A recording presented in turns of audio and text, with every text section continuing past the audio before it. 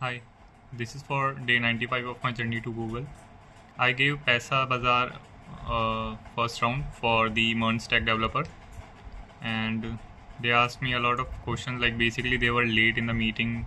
It was supposed to be yesterday, but they didn't show up, and they rescheduled it today. And then I sat in the meeting for 20 minutes, and they were like late by 20 minutes, and the meeting was of 30 minutes only. So not a good experience with that, but. For the questions they asked, like they gave me this query like what will be the output of this one, delete from users where 1 is equals to 1. I said I didn't know because I have never used that, but since 1 is equals to 1 is always true, it will delete all the rows. Then they asked about the express session. So it's basically a library. I asked like I have never used it, so they said like it's an library used to maintain the session. So I just explained them like we didn't use any library, but we used middleware in which you can insert the like user data in the request object, so later on the next middlewares or controllers can access them.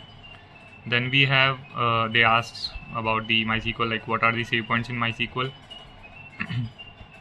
So I told them about the transaction. So they first asked like, then they asked about the transaction, and in transaction I mentioned atomicity.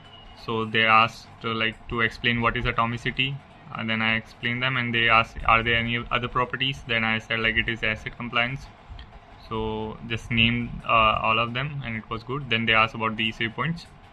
So I didn't know the save points one, but I just guessed it. Like I said, like you can mark save points, so when you go to run those queries again, in case they were having any rollback, so those query will not run. Starting from that save point, those query will run. So he was satisfied. And then he mentioned about the Redis eviction policy. Again, I have not studied about Redis eviction policies. First I mentioned TTL, and he said it's not an eviction.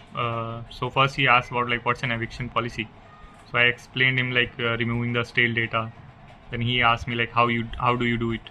So I said like you can use algorithms like LFU, LRU. Oh, he said he was satisfied. Then he asked me to like explain them. I explained it to him, and he was satisfied.